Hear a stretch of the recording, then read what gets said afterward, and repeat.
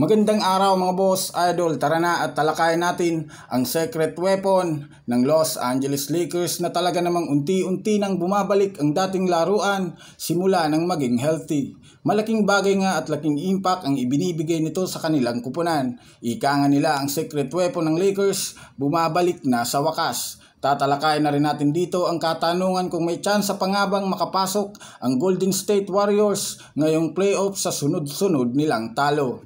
Pero bago yan, please don't forget to hit the notification bell at mag-subscribe sa ating channel.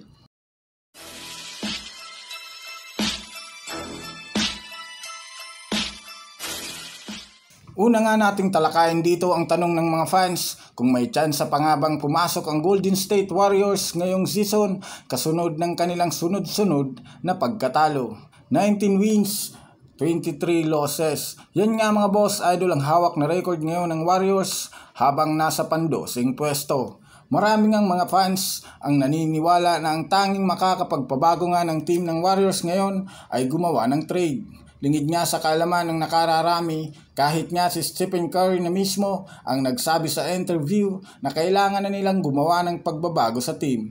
Meaning gagawa ng isang malaking trade na malaki rin ang magiging impact sa kanilang team. Kaya naman ang sagot nga sa katanungan ngayon ng mga fans ay pwede at hindi. Sa parte nga ng pwede silang makapasok sa playoffs kung gagawa sila ng trade, habang sa parte rin naman ng hindi. Kung sakali man ngang hindi nila babaguhin ang lineup at walang gagawing trade, malamang sa malamang walang mangyayaring playoffs contention sa team na ito. Kaya naman hiling ng mga fans na mag-trade na ang Warriors at baguhin ang sistema ni Coach Steve Kerr.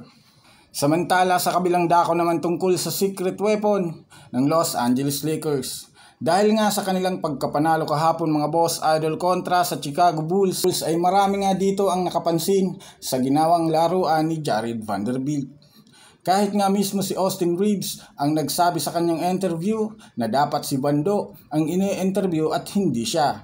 Alam naman nga natin na kahit man hindi gaanong umi-score si Jared Vanderbilt, dahil ang pinaka-focus nito ay depensa, ay may mga analyst pa rin naman ang pino-point out si Vanderbilt ang player of the game sa larong iyon at hindi si D'Angelo Russell. Mismong si Anthony Davis na rin naman ang nakapagsabi na hindi magagawang tambakan at maipanalo ng Lakers ang kanilang mga laro kung walang dalang depensa ni Jared Vanderbilt.